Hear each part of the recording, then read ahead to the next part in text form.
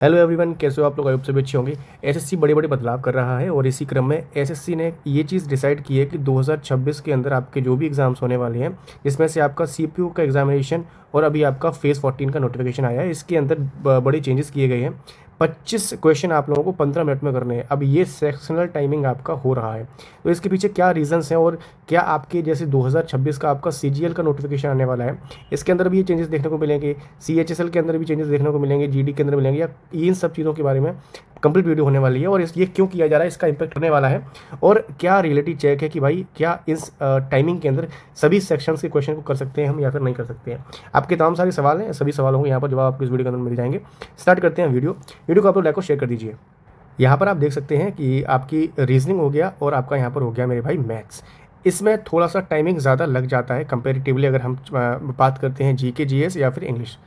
हम लोगों का क्या होता है कि आपको यहाँ पर ये 25-25 सवाल यहाँ पर इस तरह से दिए जाते हैं, यानी कि 100 सवाल दिए जाते हैं और ये आपको 1 घंटे के अंदर करने होते थे। हम अपना लगभग आप मान के चलो 25 मिनट के आसपास जो टाइमिंग है वो देते हैं मेरे भाई क्वांट्स के अंदर, मैथ्स के अंदर। जिन लोगों का मैथ्स वीक होता है वो 25 मिनट इधर लगा देते हैं, जिन लोगों का रीजनिंग वीक होता है वो 25 मिनट अपने उधर लगा देते हैं। हम क्या करते हैं, जीके जीएस के अंदर या इंग्लिश के अंदर इतना टाइम नहीं देते हैं। जीके जीएस आपका जो सेक्शन रहता है इसमें हार्डली 7 मिनट के अंदर या 8 मिनट के अंदर हम कर लेते हैं, और ऐसे ही इसके अंदर भी हम 7 से 8 मिनट अपना लगाते हैं, इंग्लिश के अंदर इसको भी कर लेते हैं। तो क्या ये करना सही है या फिर गलत है? देखो, मेरे पॉइंट ऑफ व्यू से अगर मैं बात करता हूँ तो इस चीज़ को करने के पीछे मेरे ख्याल से एसएससी की ये मंशा हो सकती है कि कट ऑफ को थोड़ा सा नॉर्मलाइज किया जाए। कट ऑफ यहाँ पर जो है आपकी अभी बहुत ज़्यादा ऊपर चली जाती है, उस चीज़ को यहाँ पर ये कम करने के लिए ये चीज़ कर रहे हों। देखो, बैंकिंग सेक्टर के अंदर अगर आपने कोई भी पेपर दिया होगा, मैंने बैंकिंग सेक्टर का पेपर भी दिया है और क्वालिफाई भी किया है, उसके अंदर भी सेक्शनल टाइमिंग आपकी कर दी गई है। तो हो सकता है कि आपकी जो प्रीलिम्स को लेकर ये बोल रहे थे कि एक आपका कॉमन जो टेस्ट करने वाले हैं उसको बैंकिंग के लिए या फिर किसी भी एग्ज़ाम का प्रीलिम्स जो एग्ज़ाम होने वाला है उसको लेकर जो चीज़ें आ रही थी, बहुत टाइम से न्यूज़ भी आ रही है कि भाई सबका एक जैसा पेपर हो, तो उसको लेकर मुझे लगता है कि ऐसा हो सकता है कि एक आपका 10th लेवल का पेपर किया जाए, एक 12th लेवल का पेपर किया जाए, एक आपका ग्रेजुएशन लेवल का पेपर किया जाए, तो उसका प्रीलिम्स के अंदर आपका सेम पेपर रहे सभी पेपर के लिए। प्रीलिम्स का पेपर मेंस के लिए आपका अलग किया जाए, 12th लेवल का अलग किया जाए, मेंस का इस तरह से किया जाए। तो हो सकता है कि सभी चीज़ों को इंक्लूड करने के लिए, एक साथ करने के लिए ये जो चीज़ें हैं वो कर रहा हो एसएससी। कुछ ऐसा हो सकता है, ये चीज़ मैं आपको यहाँ पर बता रहा हूँ, इस चीज़ के चांसेस हो सकते हैं। दूसरा कट ऑफ वाला एक रीज़न, ये दो रीज़न मुझे ऐसे लग रहे हैं कि ये इसकी वजह से यहाँ पर ये चीज़ें जो है की जा रही हैं। अब रियलिटी चेक कि भाई के अंदर क्या मैथ्स के 25 क्वेश्चन किए जा सकते हैं? देखो, करने के लिए तो आप 2 मिनट या 3 मिनट के अंदर भी सारे क्वेश्चन कर दोगे। शर्त एक रहेगी कि पहले से आपको उनके आंसर पता हो। मैं इस चीज़ की गारंटी ले रहा हूँ कि 100% नए क्वेश्चन अगर किसी को दिए जाएँ तो वो 15 मिनट के अंदर मेरे भाई 25 क्वेश्चन नहीं कर पाएगा, चाहे कितना भी बड़ा धुरंधर हो, कोई भी टीचर हो। ठीक है, ये चीज़ आप लोग भी जानते हो कि कब काफ़ी टाइम से आप तैयारी भी कर रहे हैं या पेपर आपने दिए भी हैं। जब आपका PYQ आता है, किसी क्वेश्चन कोई आपका PYQ मिल जाता है जिसमें सेम डिजिट होती है उसमें, तो हमें आंसर याद भी होता है, तो वहाँ पर हम टिक कर देते हैं, वहाँ पर हमारा टाइम जो है सेव हो जाता है। लेकिन मोस्ट ऑफ द क्वेश्चन के अंदर हम यहाँ पर टाइम अपना सेव नहीं कर पाते हैं, टाइम हमारा ज़्यादा लग जाता है। तो 25 क्वेश्चन करना 15 मिनट के अंदर तो इम्पॉसिबल मुझे ऐसा लग रहा है। इसी वजह से आपका यहाँ पर सेक्शन आप इसको कर लोगे, इंग्लिश कर लोगे, ठीक है, जीके जीएस कर लोगे, बट मैथ का तो यहाँ पर पोर्शन नहीं हो पाएगा। तो ये इम्पैक्ट आपका डालेगा डायरेक्टली आपका यहाँ पर कट ऑफ के ऊपर। हो सकता है ये वाला रीज़न हो। आपका क्या कहना है नीचे कमेंट सेक्शन में जरूर बताइए, और आने वाले एग्जाम्स के अंदर भी आपको चेंजेस देखने को मिल सकते हैं, इसके हाई चांसेस हैं। आपका अभी सीजीएल का नोटिफिकेशन आने वाला है 2026 के लिए।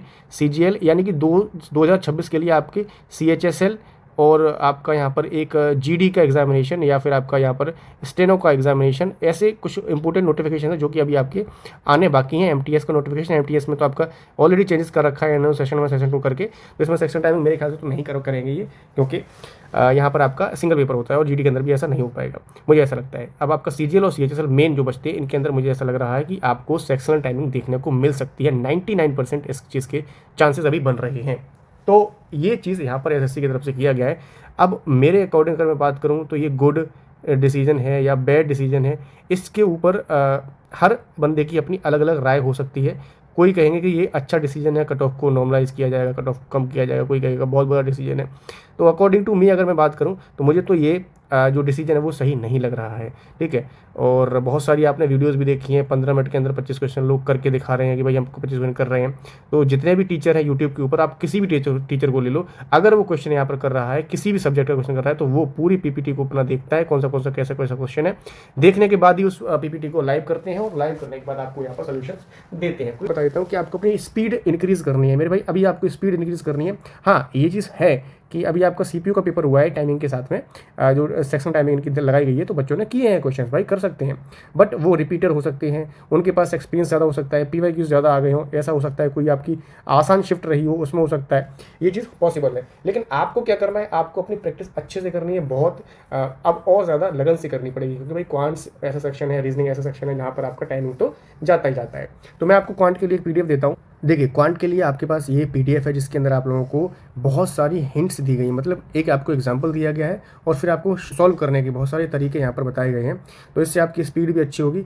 और ये बुक का जो पीडीएफ है, सैम्पल पीडीएफ मैंने टेलीग्राम पर शेयर कर दिया, तो आप उसको एक बार देख सकते हैं। ये बुक कौन सी है मैं आपको अभी बता देता हूँ। देखिए, यहाँ पर आपको काफ़ी ज़्यादा आसान तरीके से जो सारी की सारी जो चीज़ें हैं वो मेरे भाई समझाई गई हैं, जिससे कि आपका यहाँ पर टाइम सेव होगा। पर ऐसे करके आप प्रैक्टिस करते हो तो आपका जो टाइम है वो सेव होगा। आपको कोई भी टीचर कैसे भी पढ़ा दे, आपकी स्पीड इंक्रीज तब तक नहीं होगी जब तक आप खुद से प्रैक्टिस मेरे भाई नहीं करते हैं। जब आप खुद प्रैक्टिस करने लग जाते हो तब आपको जो चीज़ें हैं वो और अच्छे से समझ में आती हैं। ये है आपकी यहाँ पर बुक कंप्लीट मैथ की ब्रह्मास्त्र, इसका कि ये 3rd एडिशन है। आयतन्य सर की ये बुक है, फॉर्मूला बुक, जिसमें आपको सारे के सारे कंसेप्ट्स मिलते हैं, क्लास नोट्स मिलते हैं, शॉर्ट ट्रिक्स मिलती हैं, आपको सॉल्व एग्जाम्पल मिलते हैं, कैलकुलेशन की बहुत सारी ट्रिक्स भी मिल जाती हैं। तो आप पहले जो भी दफ्तर सीरीज चल रही है वहाँ से आप अपना मैथ्स कंप्लीट कर सकते हैं, बिल्कुल फ्री ऑफ कॉस्ट वहाँ पर चलाई जा रही है। सभी एग्जाम्स को ये टारगेट करती है ये वाली बुक, और फिर आप यहाँ पर प्रैक्टिस भी अपना इस वाली बुक से कर सकते हो।